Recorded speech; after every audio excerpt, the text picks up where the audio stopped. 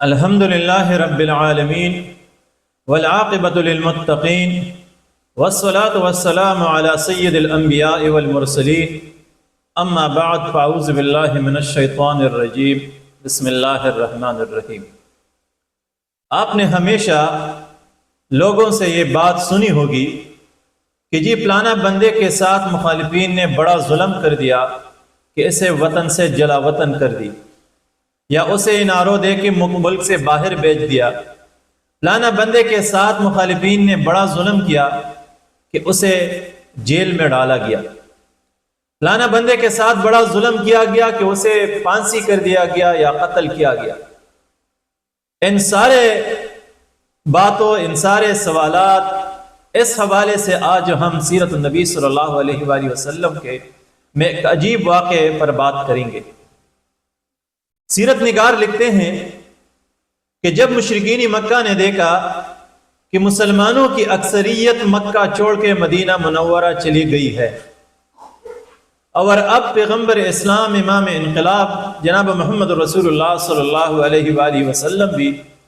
مکہ مکرمہ سے مدینہ منورہ ہجرت کرنے کی تیاری کر رہا ہے، لہٰذا اب اس کے ساتھ ہم کیا کریں کہ اس تحریک کو یہاں پہ روک سکے یا ختم کر سکے۔ اس حوالے سے مشرکین مکہ کے سردار دار الندوہ میں اکٹھا ہو گئے اور تاریخ کی خطرناک ترین اجلاس پر یہ سب جمع ہو گئے۔ اس اجلاس میں مشرکین مکہ کے قبائل کے سارے بڑے بڑے سرداروں نے شرکت کی۔ اسی اجلاس میں مشرکین کے ایک شیطان یعنی ابلیس بھی نجد کے ایک شیخ جلیل کی صورت میں قبا زیب تن کر کے آیا، خوبصورت شکل و صورت کے ساتھ، سفید لباس کے ساتھ، اور مشرکین سے کہا کہ ہم بھی اس اجلاس میں شریک ہونا چاہتے ہیں کہ چاہے ہمارے مشورے سے آپ کو فائدہ پہنچے۔ انہوں نے اجازت دے دی۔ یہ مشرکین پیغمبر اسلام صلی اللہ علیہ وآلہ وسلم کے حوالے سے بات کرنے لگے۔ ان میں ابو الاسود نے کہا کہ جی یہ جو بندہ ہے، ہم ایسا کیوں نہیں کرتے کہ اس کو اس مکہ مکرمہ سے جلا وطن کر دے اور یہاں سے بھیج دے، اسی طرح ہم اس کے فتنے سے محفوظ ہو جائیں گے۔ شیخ نجدی نے کہا، ابلیس نے جو شیخ نجدی کی شکل میں آیا تھا، کہا کہ اس بندے نے جو تجویز پیش کی اس سے ہمارا اتفاق نہیں ہو سکتا، کیونکہ یہ بندہ انتہائی شیریں کلام ہے، آپ اسے یہاں سے جلا وطن کر دے تو یہ مکہ مکرمہ سے کہیں دور چلے جائے گا، وہاں پہ لوگوں کو اپنے ارد گرد اکٹھا کر کے اپنے لیے گروپ بنا کے دوبارہ تم پر حملہ آور ہو کر تم سے یہ مکہ چھین لے گا، لہٰذا یہ نہیں کوئی اور تجویز پیش کر دے۔ اس کے بعد ابو البختری نے تجویز پیش کی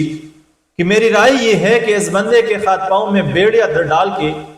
کسی کمرے میں قید کر دے، وہاں پر اس کے ساتھ لوگوں کی میل ملاپ بند کر دے، اور اسی بالآخر اسی قید میں اسی کمرے میں اس کی موت واقع ہو جائے گی۔ شیخ نجدی ابلیس نے کہا کہ اس رائے سے بھی ہماری اتفاق نہیں ہو سکتی، کیونکہ یہ بندہ آج نہیں تو کل، کل نہیں تو پرسوں، کسی نہ کسی وقت اس کے ساتھ ہی آپ پہ حملہ آور ہو کے اس کو آپ سے چڑھائیں گے، لہٰذا اس تجویز سے بھی اتفاق نہیں ہو سکتی۔ اتنے میں ابلیس نے کہا، اتنے میں ابو جہل نے کہا کہ میں جو رائے دینا چاہتا ہوں اس کی جانب آپ کی توجہ ابھی تک نہیں گئی۔ میری رائے یہ ہے کہ تمام قبائل کے مکہ کے ان میں سے ایک مضبوط توانا نوجوان کو منتخب کر کے ایک گروپ بنایا جائے اور اکٹھے ہو کر اسی محمد صلی اللہ علیہ وآلہ وسلم پر حملہ آور ہو جائے اور اسے ایک ساتھ قتل کر دے۔ اسی طرح اس محمد صلی اللہ علیہ وآلہ وسلم کا خون تمام قبائل میں بڑھ جائے گا، بنو عبد مناف ان تمام قبائل کا مقابلہ نہیں کر سکے گا، اور بالآخر دیت لینے پر راضی ہو جائے گا۔ ہم سارے قبائل آسانی کے ساتھ دیت اکٹھا کر کے اسے ادا کریں گے، اور اسی طرح اس بندے سے ہمیں نجات ملے گی اور اس کا کام تمام ہو جائے گا۔ شیخ نجدی ابلیس نے کہا کہ اس بندے نے جو بات کی بڑی انصاف کی، بڑی اچھی تجویز ہے، ہم سب اس سے اتفاق کرتے ہیں اور اسی پر عمل درآمد ہونی چاہیے، اور بالآخر اسی تجویز پر عمل کے لیے تیاریاں شروع ہو گئی۔ اب پیغمبر اسلام صلی اللہ علیہ وآلہ وسلم کی زندگی کے اس اہم موڑ، اہم واقعے سے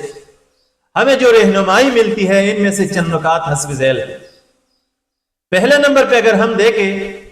تو مخالفین کب آپ کے حوالے سے سنجیدہ ہو جائیں گے اور آپ کا قتل کا اقدام کر سکتے ہیں؟ وہ دو وجوہات کی بنا پر آپ کے خلاف اٹھ سکتے ہیں اور آپ کے قتل کے لیے تیار ہو سکتے ہیں، آپ کے خاندان اور قوم قبیلے اور گروپ کی دشمنی لینے کے لیے تیار ہو سکتے ہیں، جب دو وجوہات پائی جائے۔ پہلے نمبر پر یہ کہ جب مخالفین کو پتا چلے کہ آپ کی وجہ سے ان کے اقتدار کو خطرہ ہے اور آپ کی وجہ سے ان کی اقتدار ختم ہو سکتی ہے، تو یہ آپ کو قتل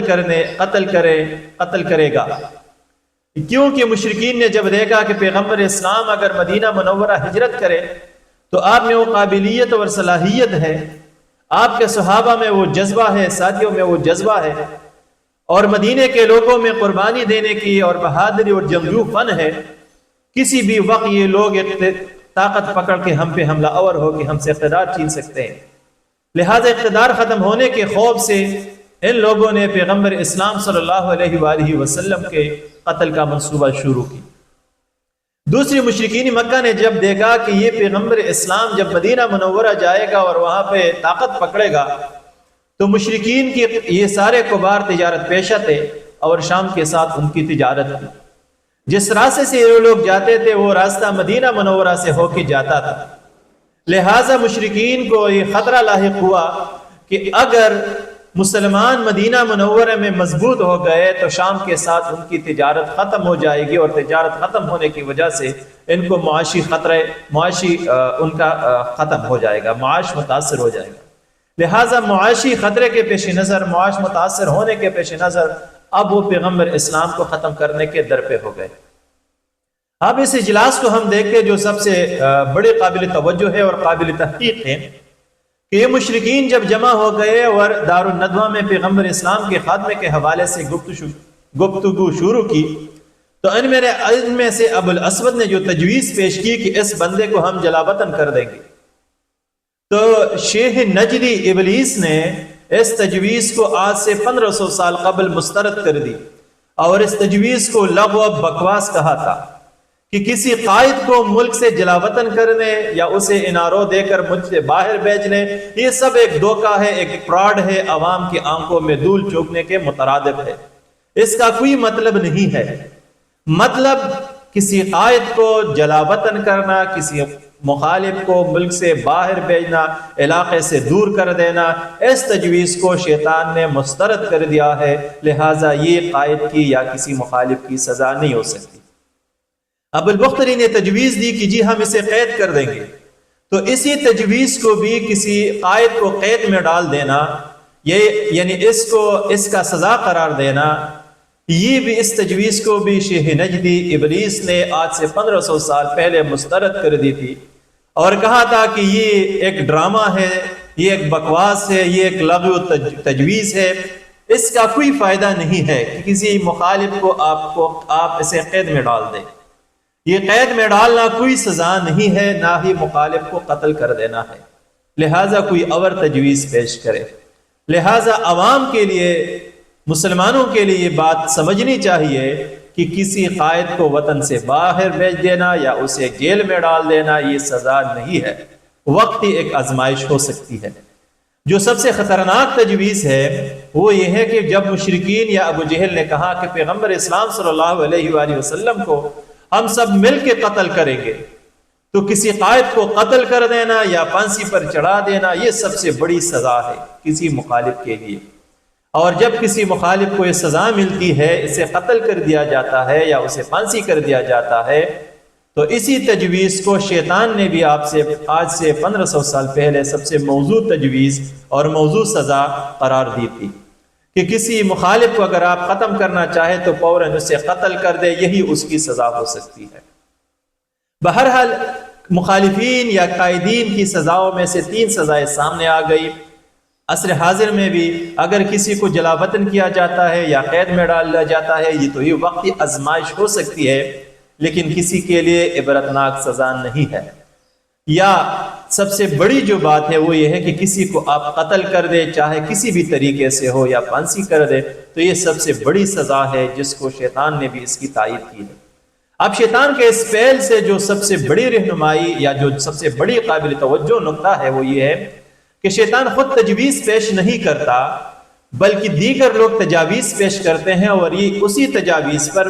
گفتگو کرتے ہیں، تبصرہ کرتے ہیں۔ لہٰذا جب قتل کی تجویز آ جاتی ہے تو یہ فوراً اس کی تائید کرتا ہے۔ تو آج کل کی محفلوں میں بھی، اجلاسوں میں بھی ہم دیکھتے ہیں کہ جو شیطان صفت انسان ہوتا ہے، جو شیاطین الانس میں سے ہوتا ہے، وہی شیطان خود، وہی شیاطین الانس یا وہی شریر انسان خود کوئی شرپسند تجویز پیش نہیں کرے گا، لیکن نکتے کی یا موقع کی تلاش میں ہوگا۔ جب بھی کسی مخالف کے حوالے سے ایسی بات ہوگی جو اسے نقصان پہنچائے گی تو یہ فوراً اس بات کی تائید کرے گا اور اس کو اتنی پذیرائی دے گا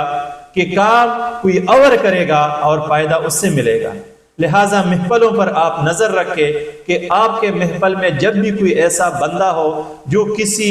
خطرناک یا کسی فتنہ پرور تجویز کا اتفاق کرتا ہو، اس کی تائید کرتا ہو، تو یاد سمجھ لے کہ تائید کنندہ فتنہ پرور تجویز کی یہ شیاطین الانس ہے، یہ شیطان کی شکل میں ایک انسان ہے۔ خلاصہ کلام یہ کہ جب آپ کے مخالفین کو پتہ چلے کہ آپ کی وجہ سے ان کے اقتدار کو خطرہ ہے، آپ کی وجہ سے ان کی معاش متاثر ہو رہی ہے، تو یہ آپ کے خلاف قتل کا اقدام شروع کریں گے، آپ کے خلاف یہ کارروائی شروع کر سکتے ہیں۔ اور دوسری بات یہ کہ جب آپ کے حوالے سے یا مخالفین کے حوالے سے یہ رائے سامنے آ جائے تو یہ جلا وطن کیا جائے یا اسے قید میں کیا جائے تو یہ وقتی آزمائش ہو سکتی ہے، لیکن مخالف کے لیے بڑی سزا نہیں ہے۔ جب مخالف کے حوالے سے یہ بات آ جائے کہ کسی نہ کسی طریقے سے اسے قتل کر دیا جائے یا پھانسی پر لٹکایا جائے تو یہ وہ سزا ہے جس کی شیطان نے بھی تائید کی ہے، اور یہ مخالف کی سب سے بڑی سزا ہے۔ تیسری بڑی بات یہ کہ آپ اپنے محفلوں پر نظر رکھیں کہ آپ کی محفل میں جب بھی کوئی ایسا بندہ ہو کہ وہ کسی فتنہ پرور تجویز یا فتنہ پرور بات کی تائید کرتا ہو، اس پر تبصرہ کرتا ہو، اس کو پذیرائی دیتا ہو، تو آپ سمجھے کہ یہ بندہ آپ کے بیچ میں شیاطین الانس ہے، یہ ابلیس کا نائب ہے جو شیطان کی شکل میں آپ کے محفل میں بیٹھا ہوا ہے۔ اللہ تعالیٰ سے ہماری دعا ہے کہ ہمیں ان باتوں کو سمجھنے کی توفیق عطا فرمائے اور اس دنیا کے مفسدین کے چالوں کو سمجھنے کی توفیق عطا فرمائے اور اس سے بچنے کی توفیق ہمیں اللہ تعالیٰ فرمائے اور ہماری مدد و نصرت فرمائے۔ وآخر دعوانا ان الحمد للہ رب العالمین۔